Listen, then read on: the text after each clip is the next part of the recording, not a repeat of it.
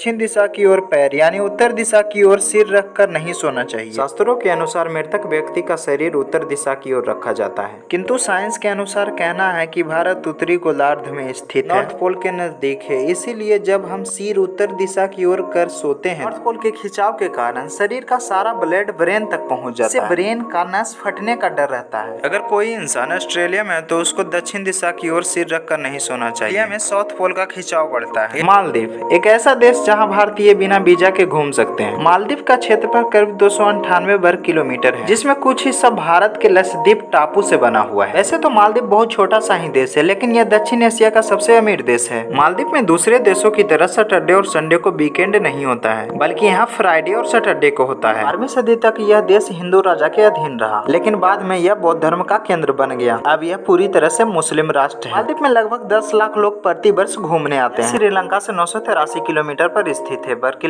यह भारत के लक्षद्वीप से 793 किलोमीटर पर स्थित है। यहाँ का मुद्रा मालदीपीय रुपया है, जो कि भारत का 4.65 रुपए के बराबर। आज हम बात करने जा रहे हैं साउथ कोरिया के बारे में। साउथ कोरिया में शराब पीने या वोट देने के लिए 19 साल की आयु का होना होगा, क्योंकि साउथ कोरिया में यह सब 19 साल के बाद ही वैध है। आपको जानकर यह आश्चर्य होगा कि विश्व का लगभग 90% मछलियों का निर्यात साउथ कोरिया करता है। यहाँ बच्चा पैदा होने पर उसे 1 दिन के बजाय 1 साल का माना जाता है। ऐसा इसलिए होता है क्योंकि साउथ कोरिया निवासियों का मानना है कि माँ के गर्भ में बच्चा 9 महीने लगभग समय बिताता है, और इसी कारण साउथ कोरिया निवासी बच्चा पैदा होने पर 1 दिन के बजाय 1 साल मानते हैं। इजिप्ट के बारे में कुछ रोचक बातें। दुनिया में सबसे ज्यादा पिरामिड सूडान में है, ना कि इजिप्ट में।